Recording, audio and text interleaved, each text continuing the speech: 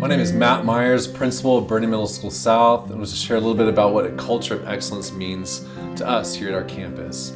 One of the things when I came in as a principal was really coming and listening to our teachers, our staff, and our students, and seeing how can we make a positive impact on our kids. Because that's why we're here for, was to help impact student learning and keeping that at the forefront of our discussion. For me, a culture of excellence always starts with the SEL. So we're talking about your social and emotional learning. For me, school was my safe space. It was what got me getting up in the morning and going, and right now it's still my safe space. I love being at school, but I love seeing the kids. So yes, teaching of course, important, education of course, but it starts out here. So in the hallways, we're getting to know them, we're getting to talk to them and just really make sure that they feel cared for, so that when they go into the classroom, it doesn't matter what they're doing, they know that there is ownership and that there's value to it because you've given them value in themselves.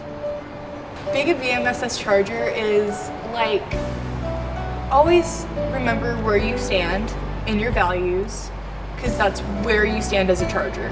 So if you don't want liars, you don't want someone to be rude to you, then you gotta stand firm on your boundaries and on your values. And I feel like that's a big part of BMSS. If everyone has like a positive school environment, well, you feel more welcomed. Like, I came here and I didn't really know what I'm doing, but like there's so many fun teachers. Like, let's just say there was a new student and they didn't know what they were doing. They came in like without knowing anything. Well, all the teachers would just be so welcoming and helpful. As a parent who has had two children enter middle school back to back, I think it's been really a great experience to see a culture that really cares about kids play out. I happen to have one boy and one girl, and I think that their academic experiences are very different. They've actually had very different teachers, even though they're 1 year apart, and they've all been fantastic throughout their experience thus far. The teachers care. They seem to really understand how to meet kids' learning styles, and they work with children where they're at. I feel like anytime I've had to contact a teacher, they're responsive and they're passionate about what they do. And I think that is felt by children. When you walk into a world cultures room or a Texas history room and it feels like you're in Texas history, and you go into a language arts and reading room and it feels like you are in a sort of comfortable Zen space, that matters. And kids know the difference, and they can tell that they are cared for and that their learning is important to their teachers, and they have the opportunity to talk to them. And as a parent, that's extremely meaningful.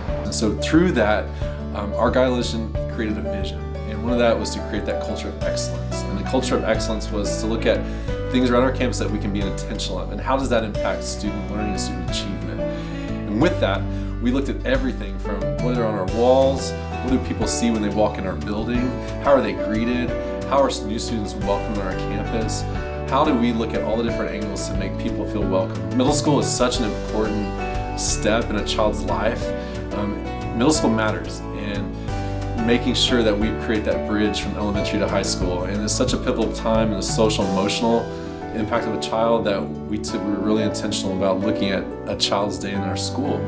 And so really being intentional about what advisory classes are in. How do we greet students when they come in? How do we greet families? How do we welcome them with tours? How do we make them feel acclimated? So our counselors were very intentional with having new groups of welcoming our students. We are students also with kids who come into our school that don't speak English.